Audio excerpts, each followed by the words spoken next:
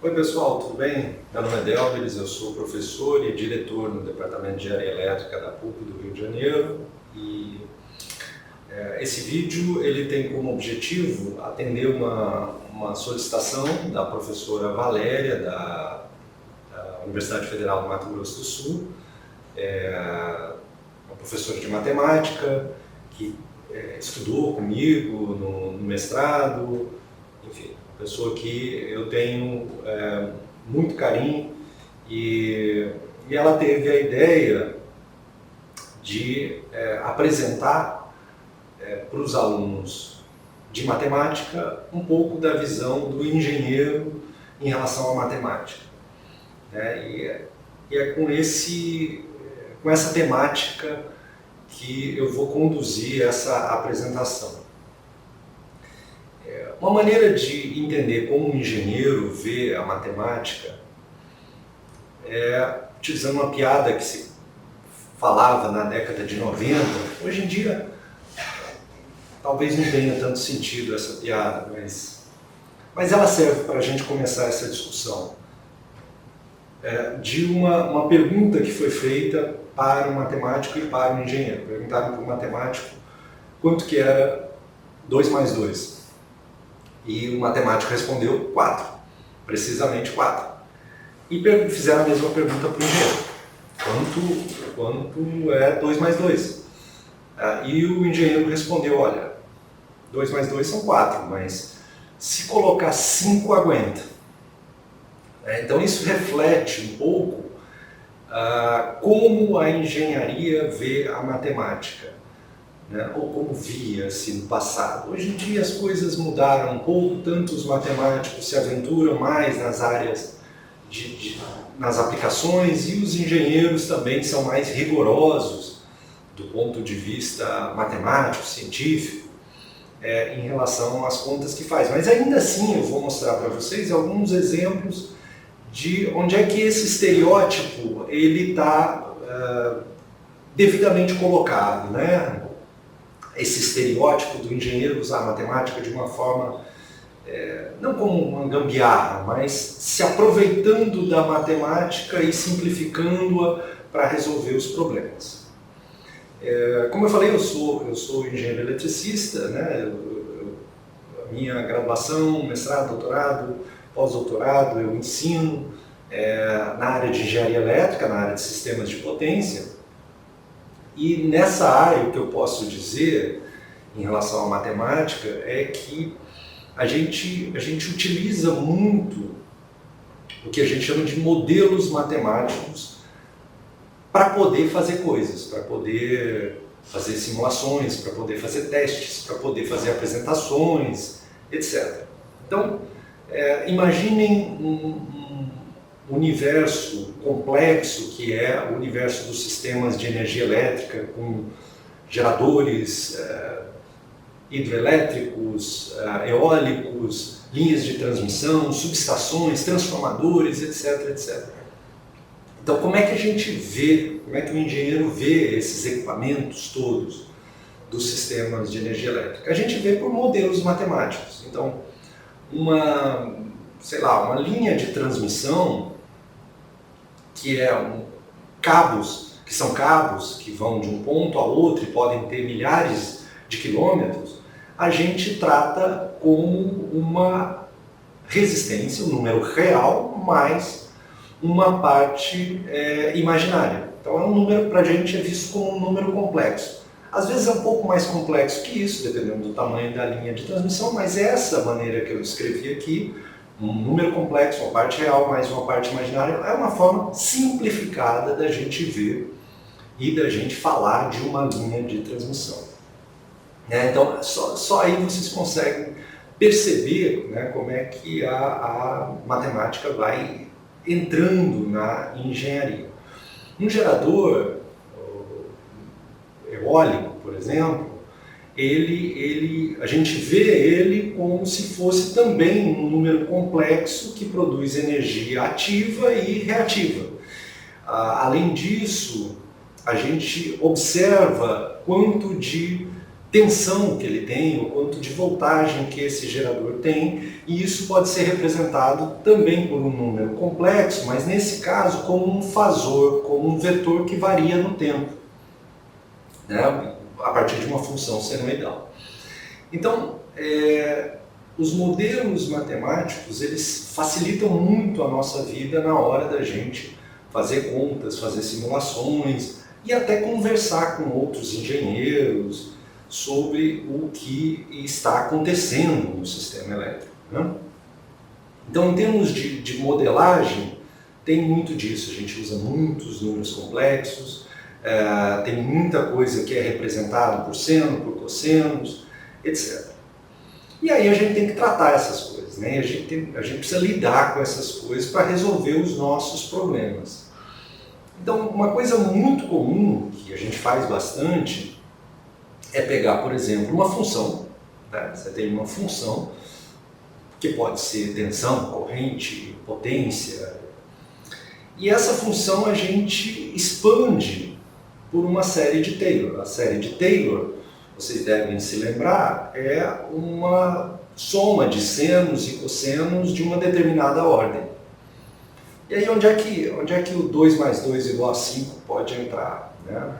Não é raro a gente pegar essa série de Taylor e truncar ela na primeira ordem, né? Um polinômio de primeira ordem. Porque aí a gente consegue manipular uma função que antes era uma função não linear por uma função linear, né? Fica mais fácil de tratar. É claro que isso nos leva a resultados mais imprecisos.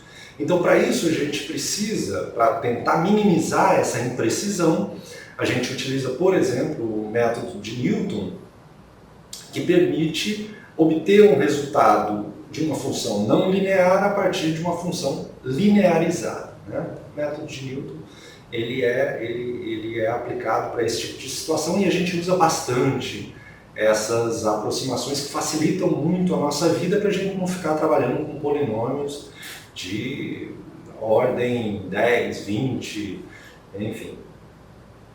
Então, aí reside aquela tal aproximação que os engenheiros gostam de fazer. Mas, em geral, a gente faz isso com muita responsabilidade para não gerar grandes erros, né? E resolver o problema que a gente tem para resolver. Outras aplicações que a gente tem na engenharia, que são interessantes, é que como muitas das nossas grandezas variam, né, no domínio do tempo, é preciso arrumar maneiras de tratar essa variação que é representada muitas vezes por equações diferenciais. Então a gente aplica a transformada de Laplace ou transformada Z, enfim, quaisquer uma dessas transformadas para tentar transformar equações que são diferenciais em equações algébricas que são mais fáceis de resolver. Então, essa e outras aplicações da matemática estão muito presentes na nossa vida como engenheiro, né? As análises estatísticas, entre outras. A gente utiliza muito isso e essas simplificações que são características, né, da nossa profissão, elas são necessárias para a gente resolver problema. Eu digo que era um estereótipo essa piada na década de 90, porque hoje em dia os matemáticos estão se arriscando cada vez mais a também tentar resolver problemas práticos, né? Não só fazer a matemática como ciência básica, e têm encontrado desafios que os obrigam a simplificar aí os modelos que são mais rigorosos, digamos assim, do ponto de vista acadêmico, né? Bom, eu já estou caminhando aqui para o final da minha apresentação. Eu acho que isso dá um pouco da ideia do que é a relação da engenharia com a matemática, né? Eu acho que eu talvez tenha conseguido endereçar um pouco esse desafio que foi passado pela Valéria. Mas para finalizar, eu queria aproveitar essa boa ideia que a Valéria teve de relacionar nesse evento engenharia com matemática e provocar uma variação ainda maior nessa relação, né? ou tentar tornar mais abrangente essa relação. Que é sugerindo a vocês que leiam e estudem outras áreas do conhecimento que não só a matemática. Eu faço muito isso, né? Eu gosto de estudar muito a área de economia para ver quais as aplicações que existem na economia que eu posso trazer para a engenharia, as áreas de estatística que eu acho muito legais para combinar com os conhecimentos que a gente tem.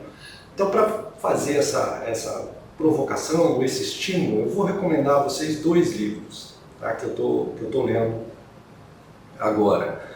O primeiro é esse livro aqui, do David Salzberg, que se chama Uma Senhora Toma Chá. Como a estatística revolucionou a ciência no século XX. Esse livro aqui, ele é muito legal para quem gosta de matemática, para quem gosta de estatística. Ele é bastante interessante porque ele começa com uma história de um grupo de matemáticos, de um grupo de pesquisadores que estão tomando chá da tarde lá na Inglaterra, que é uma tradição, né? E uma senhora que estava junto com esse grupo de pesquisadores falou assim que estranhou a forma como o chá foi servido. Ela disse para o garçom que o chá deveria ter vindo antes do leite, eles tomam chá com leite, e não depois do leite, ou vice-versa. Eu já não me lembro bem dessa parte da história. Mas a verdade é que as pessoas que estavam na mesa estranharam a senhora ter conseguido identificar quem veio primeiro, se foi o chá ou se foi o leite naquela infusão, porque eles se misturavam. Né? E aí resolveram, a partir dali, preparar um experimento, um experimento estatístico em que propunha várias infusões, né? Primeiro o chá, depois o leite, depois o chá, para que as pessoas pudessem adivinhar, e a partir daí tirou-se média, variância e tal, para verificar se as pessoas realmente poderiam ter a capacidade de identificar quem tinha vindo primeiro na mistura, se foi o chá ou se foi o leite. Enfim, a história nem tem fim, na verdade, mas é tratada como um início do processo ou da revolução estatística que aconteceu a partir daí.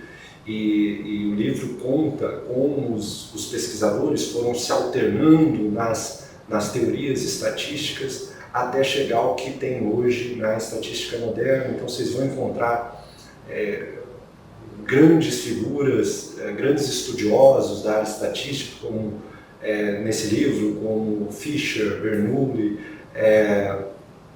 Bayes, enfim, ele conta a história de cada um desses pesquisadores, né, Pearson, e como cada um deles, a seu modo, provocou disrupção nessa área do conhecimento que é a estatística. Então, Uma Senhora Toma Chá, eu já passei da metade desse livro, muito legal, vale a pena ler. E tem um outro livro que eu vou recomendar para vocês, que é o Misbehaving.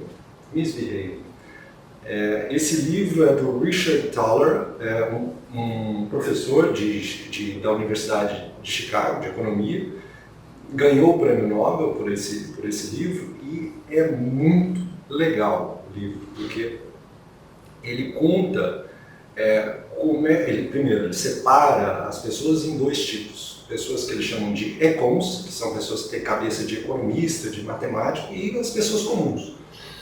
E ele explica que se você, por exemplo, cria um sistema de previdência genial para as pessoas verem o poder dos juros sobre juros, tal, todos os economistas vão adorar aquela ideia e vão achar que é o que deve ser implementado, né? Seja numa empresa, num país, etc. Aí quando você leva para a vida real essa teoria, né, ninguém topa fazer essa previdência, porque isso vai levar muito tempo para dar certo, as pessoas não entendem muitos conceitos de juros sobre juros, enfim, entre outras coisas. Então, o que ele faz é relacionar o que o economista pensa, né, o econ pensa, a maneira como e como as pessoas comuns pensam, e por que várias teorias econômicas, que são muito bem fundamentadas matematicamente, não se mostram eficazes na prática. Então, é um livro muito legal para entender as pessoas que não têm cabeça matemática, né, e que muitas vezes a gente não consegue entender o comportamento delas, porque não é racional a decisão do ponto de vista financeiro, nesse caso, porque ele é um economista, e abre um pouco a nossa mente para a vida real em relação ao que a gente estuda. A história ela tem esse viés, né? Mas eu acho bacana também para quem quer fazer pesquisa, para quem quer atuar na área de pesquisa, porque toda a história é contada como uma saga da vida acadêmica dele, quando ele fez graduação, depois mestrado, doutorado, etc. E como ele teve dificuldade de inserir esse assunto para os economistas, né? Os economistas, de certa forma, em certa medida, ele mistura um pouco da psicologia com a economia para entender o comportamento das pessoas, por isso que o livro é Misbehaving, quer dizer, é como se fosse um descomportamento que as pessoas têm na forma não racional de pensar. E claro que, né, por essa teoria, né, digamos assim, revolucionária que ele ajudou a construir, ele ganhou o Prêmio Nobel há algum tempo atrás. Então, são dois livros que eu recomendo, Uma Senhora Toma Chá e Misbehaving. E acho que eu já falei muito, me despeço, mandando um grande abraço para a professora Valéria. A professora Valéria estudou comigo, estudou com a minha mulher, até conhece mais a minha mulher, a Vanessa, que vai dar uma palestra para vocês também. Eu espero que vocês tenham gostado e até a próxima, gente. Tchau.